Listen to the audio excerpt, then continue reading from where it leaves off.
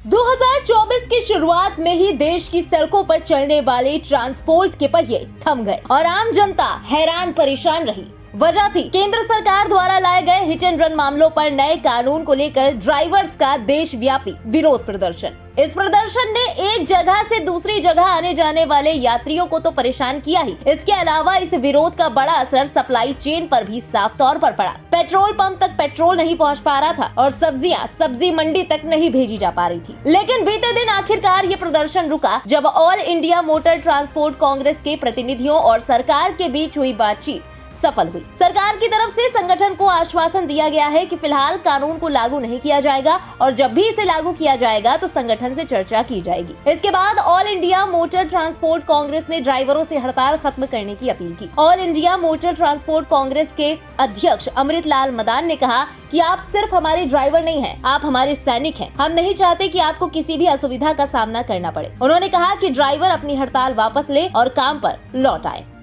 हमारे प्यारे ड्राइवर भाइयों, आप हमारे ड्राइवर नहीं, हमारे सोल्जर हैं। जैसे सोल्जर बॉर्डर पे काम करते हैं वैसे आप लोग काम करते हैं।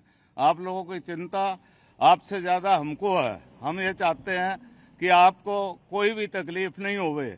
आज जो गवर्नमेंट ने 10 साल की सज़ा और जुर्माना नया नक्की किया था, वो आज अमित शाह जी ने यहाँ मीटिंग बुला के होम डिपार्टमेंट में ये सब दोनों जो हैं दोनों माफ़ कर दिए, अभियान में रख दिए हैं।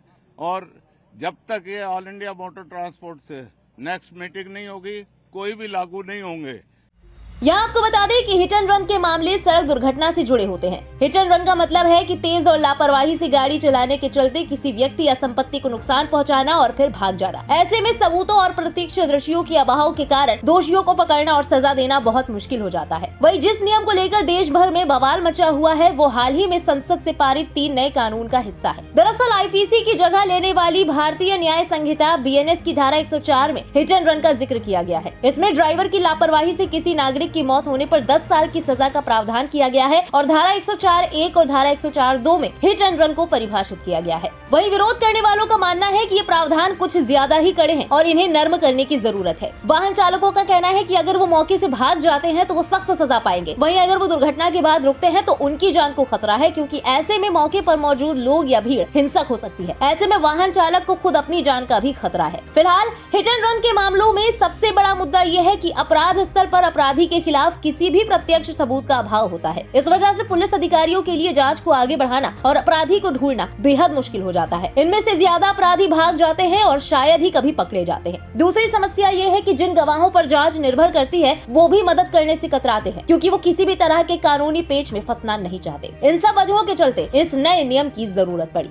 बहरहाल सरकार के आश्वासन के बाद अब भले ही ड्राइवर्स का प्रदर्शन फिलहाल के लिए खत्म हो गया हो, लेकिन आने वाले वक्त में इस मुद्दे पर सरकार क्या रुख अपनाती है ये देखना अहम होगा। अभी के लिए इस खबर में बस इतना ही। इस खबर पर आपकी क्या राय है कमेंट में लिखकर जरूर बताएं। बने रहें इंडिया पब्लिक खबर के साथ। हमारे YouTube चैनल को सब्सक्राइब करें और बेल आइकन दबाना बिल्कुल न भूलें।